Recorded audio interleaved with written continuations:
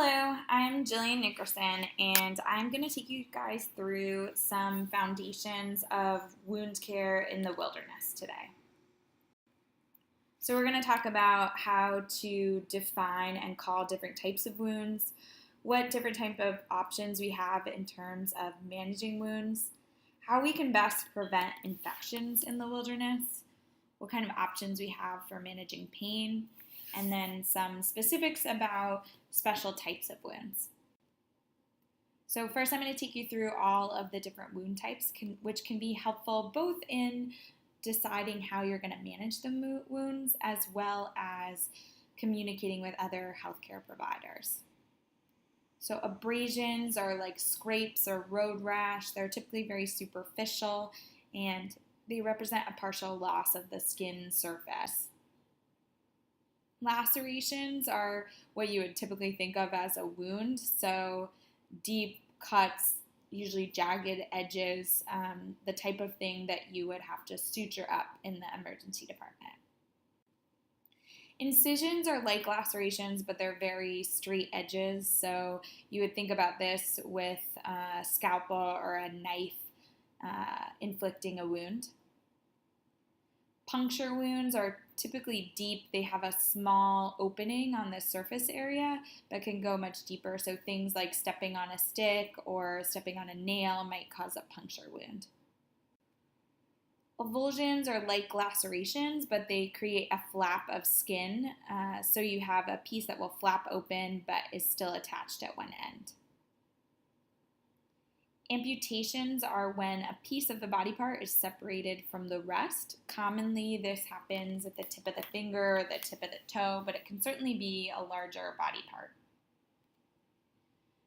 Burns are a thermal injury that can range anywhere from some erythema on the skin to deep necrosis and loss of function.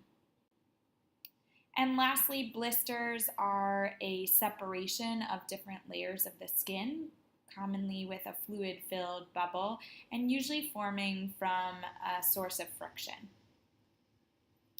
So in terms of wound management, you're going to want to be able to examine the wound properly, stop the bleeding, make sure you clean out the wound effectively, and then dress it so that it remains clean, and then continue to monitor the wound looking for infection.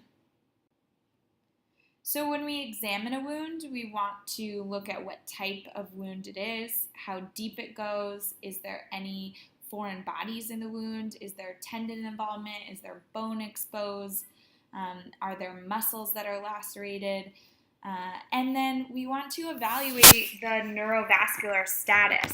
So this tells us whether nerves or arteries have been damaged with the wound.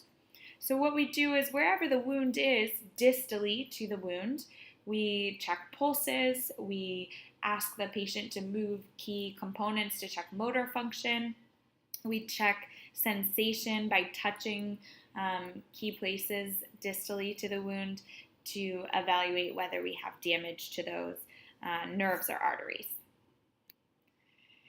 And then we try to control the bleeding. So this is a really important part. If you come across the wound, this is actually your first step before examining it if you have active bleeding.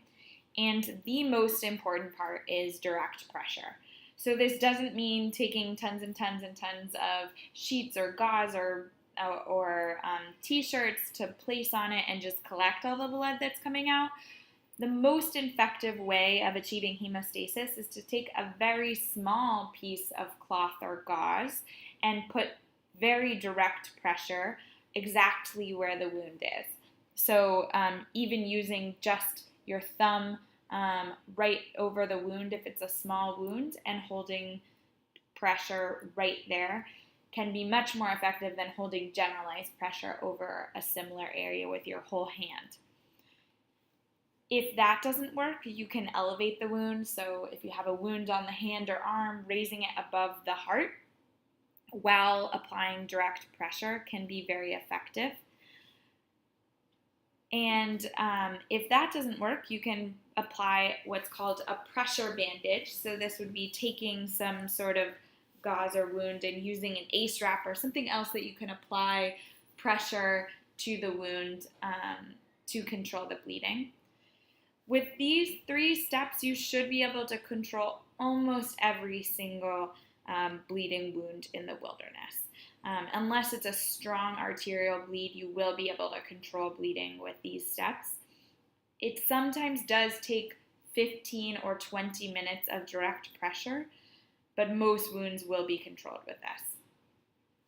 If you don't achieve hemostasis with this, you can move on to a tourniquet. Obviously, a tourniquet is not ideal because it cuts off blood supply to the entire limb that you're tourniqueting. However, if the choice is between life or limb, we certainly choose life and are willing to use a tourniquet. So the way that you can do this is take, just like this picture showing a band of fabric and a stick or any firm object, tie it proximally to the wound, and then twist the stick and twist the stick and twist the stick until you have cessation of blood flow. We're going to talk about cleaning the wound now, which is probably the most important thing you could learn from this lecture because it's the most important piece in preventing infection, which is, for the majority of wounds would be the issue that would make you have to leave the wilderness. So when you're cleaning out a wound, you want to irrigate it with the cleanest water. So hopefully something you would drink, something that's been iodinized or boiled, is clean enough to drink, with as high of pressure as you can get and as large of volume as you can get. So over to the right, we have some pictures of some options that will get you pressure. In the top left, you have a water bottle with holes poked in the top with a needle that you can squeeze and achieve some pressure. You can also get quite a lot of pressure from a syringe. So if you've packed that in your pack, you can use that. A sports water bottle or a bladder pack has a little bit less pressure when using it to irrigate wounds, but you can certainly get a lot of volume pretty fast with those, so that would be another option. And then along with using pressure irrigation to remove bacteria, you also want to make sure that you physically remove any debris that you can actually see there. Your options for anesthesia in the woods typically depends on what you brought with you, but some things you could consider packing are something topical like LET, which is a combination lidocaine, epinephrine, tetracaine jelly that you can apply directly to the wound. You could also bring injectable lidocaine and inject that directly in, or pills, more generalized anesthesia like ibuprofen, Tylenol, or even opiates, depending on the severity of the wound. And then you want to think about whether or not you need to close the wound. So is there a high risk of infection? Is it a large, deep wound that needs closure for cosmesis? Is it on a place where having a wound heal by secondary intention would be a huge disadvantage? And what materials do you have where you could close the wound? So some things you can think about bringing or using are you can use sutures and sew up the wound. You can use tape, so either bringing something like steri strips to close the wound, or if you don't have that, using something you have in your pack, like duct tape, to hold the wound closed. You could also bring something like Dermabond or skin glue, which is incredibly effective in holding wounds closed, or something like staples, which we commonly use on the scalp, but in a wilderness setting might be a lightweight and easy way to close up a wound fast. Once you close the wound, you want to think about preventing infection by using something like an antibacterial ointment or Neosporin, and then keeping the wound dressed and clean. So if you have gauze, you can wrap it up with that.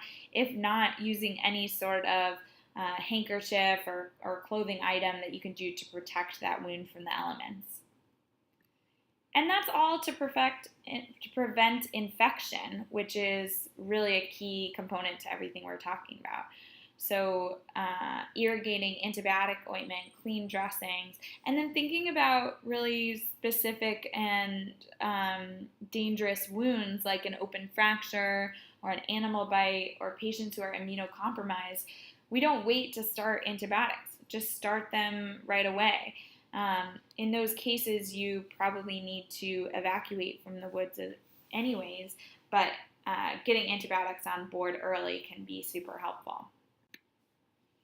So then I'm going to talk a little bit about some specialty types of wounds like blisters. Again, just like infection, prevention is key in blisters. So making sure everybody has good fitting shoes, you're changing socks frequently, especially if it's very hot and sweaty or you're walking in a wet environment where socks are getting dirty. And then at every break, trying to stop and ask the group how everybody's feet are feeling.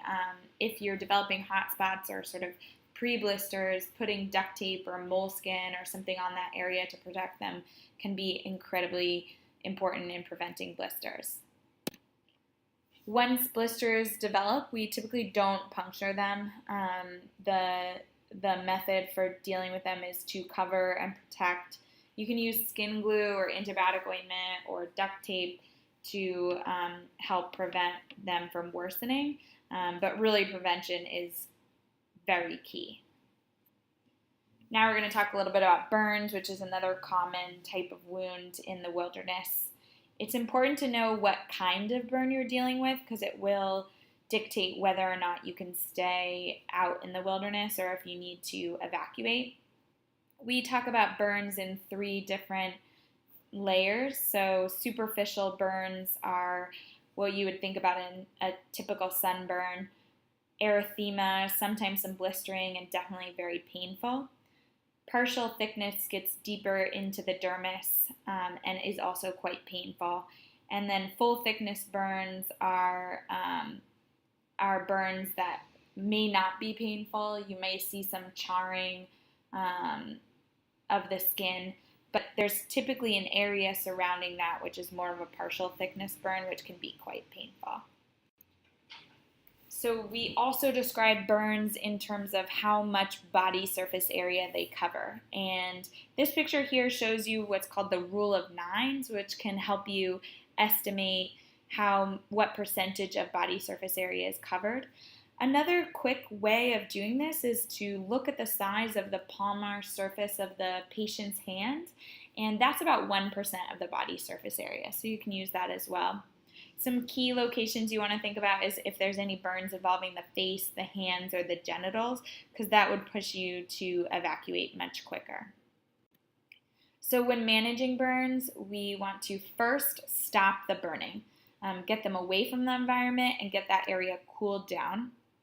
Then clean the burns and think about whether they can stay in the wilderness or really need to leave. Typically, we say people with more than 10% of the total body surface area, TBSA, need to be evacuated. And if any greater than 1% of their body surface area has full thickness burns, they need to be evacuated, as well as if there's burns involving the feet, hands, face, or genitals, or there's any complication of smoke inhalation. So we talked a little bit about wound management today and the steps involved. First, stop the bleeding. Make sure the wound is cleaned. Close the wound up in whatever way works best. Make sure you do everything you can to prevent infection. And think about whether the patient can stay in the wilderness or if it would be better for the group and the patient if they were evacuated. So here are some of the resources that I use to put together this talk and might be helpful if you're looking for more information going forward.